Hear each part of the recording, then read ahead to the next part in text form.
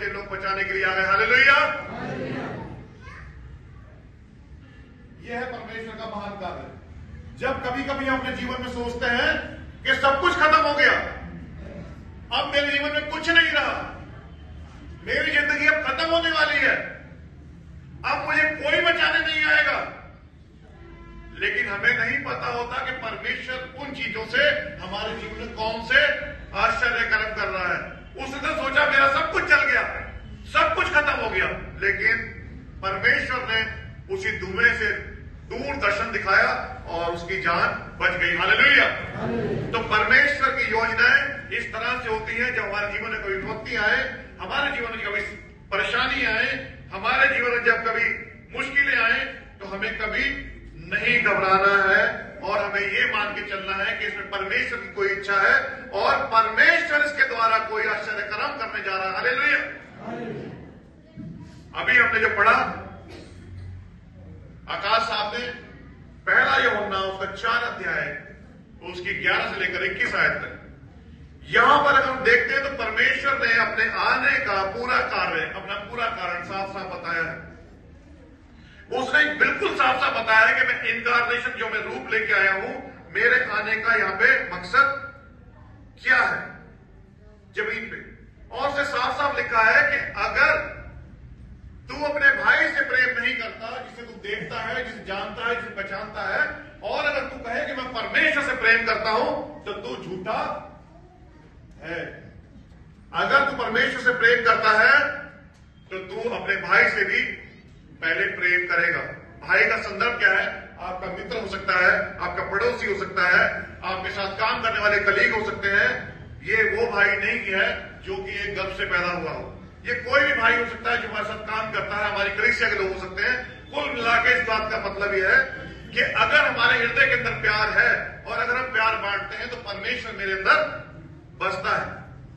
हम इस संसार में जब देखते हैं, इस संसार में बहुत सारे ऐसे लोग थे जो पैदा हुए, अगर हम हिस्ट्री को खंगाल के देखें, जो थे मनुष्य, लेकिन उन्होंने अपने आप को खुदा बनाने की कोशिश करी।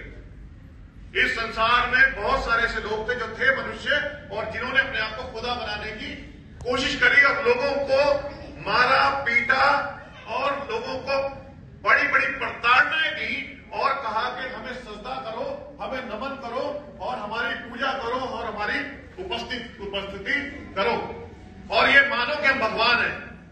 बट जीसस क्राइस्ट, जो प्रभुओं का प्रभु, राजाओं का राजा, शहंशाहों का शहंशाह जो था, वो एक ऐसा व्यक्ति था जो कि राजा होते हुए, प्रभु का प्रभु होते हुए, उसने कहा कि मैं मनुष्य बनूंगा और मनुष्य के जैसा जीवन बिताऊंगा और उसने वो मनुष्य बना। हालेलुया। ये असंभव है।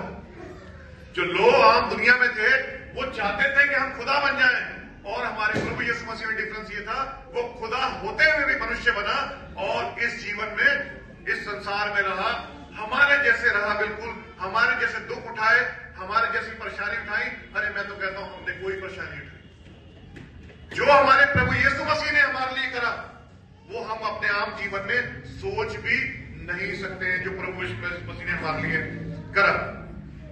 और प्रभु यीशु मसीह ने अपना इकलौता जो पुत्र था वो हमारे लिए संसार में दिया, कि जो चरनी में पैदा होकर आया और एक मनुष्य के रूप में उसने हमारे साथ में अपना जीवन को बिताया। क्योंकि प्रभु यीशु मसीह का आना जो था ये ऑलरेडी एंटिसिपेटेड था प्रोफेटिकली। पहले से ही बहुत सारी भविष्यवाणी हो चुकी थी, पहले से ही बहुत सारी बातें कही जा चुकी थी कि प्रभु यीशु मसीह संसार में आएगा, एक ऐसा इंसान जो कि कुआरी से जन्म लेगा। अगर हम यशाया उसका 7 अध्याय उसकी 14वीं आयत को देखते हैं तो यह साफ साफ लिखा हुआ है, जिनके बाद बाइबल निकाल लें, यशाया उसका 7 अध्याय उसकी 14वीं आयत कहती है, इस कारण प्रभु आप ही तुमको वो जिम देगा, सुनो, एक कुआरी गर्भवती होगी और पुत्र जनेगी और उसका नाम इम्मानुएल रखेगी। हालेलुया। ये जो गवाही है ये यशाया की पुस्तक में लिखी गई है और प्रभु यीशु मसीह का जन्म उसके काफी समय बाद में हुआ है, क्योंकि ऑलरेडी ये जो था प्रोफेटिक था और अनाउंस हो चुका था कि प्रभु यीशु मसीह संसार में एक कुंवारी से जन्म लेगा और वो संसार में आएगा।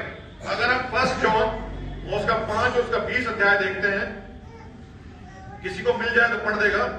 यहां लिखा हुआ है 1 जॉन उसका 5 अध्याय और 20वीं आयत, और ये भी जानते हैं कि परमेश्वर का पुत्र आ गया है और उसने हमें समझ दी कि हम उस सच्चे को पहचाने और हम उसको और उसमें जो सत्य है अर्थात उसके पुत्र यीशु में रहते हुए सच्चे परमेश्वर जो अनंत जीवन यही है। तो यहां पर लिखा हुआ है कि हम उस परमेश्वर को पहचाने कि यही सच्चा परमेश्वर है और यही अनंत काल का जीवन है। 1 जॉन 3:5 हमें बताता है, यहां लिखा हुआ है, और तुम जानते हो कि वे इसलिए प्रकट हुआ कि पापों को हर ले जाए और उसके स्वभाव में पाप नहीं। हालेलुया। प्रभु यीशु मसीह संसार में इसलिए आया, मैंने शुरू में जो बात करी थी उसके और भी भाई बहन थे, but Jesus Christ was born by holy spirit. वो पवित्र आत्मा से गर्भ में आया था। उसके 3:5 में साफ साफ लिखा हुआ है कि वो इसलिए प्रकट हुआ कि पापों को हर ले जाए और उसके स्वभाव में पाप नहीं था, क्योंकि जो व्यक्ति विशेष इंसान से पैदा होगा वो पाप में पैदा हुआ है, ऐसा बाइबल हमें बताती है। तो प्रभु यीशु मसीह जब एक पवित्र आत्मा से जब गर्भ में आया तो वो बिल्कुल निष्कलंक था, निष्पाप था, जो कि हमारे पापों को, हमें वो परमेश्वर से जो शैतान के चंगुल में हम फंसे हुए थे, हमें वो बचा सके, क्योंकि परमेश्वर हमें पापों से बचाने के लिए इस संसार में आया था। हम उसका 2 कुरिन्थियों उसका 8 अध्याय उसकी 9वीं आयत को अगर हम देखें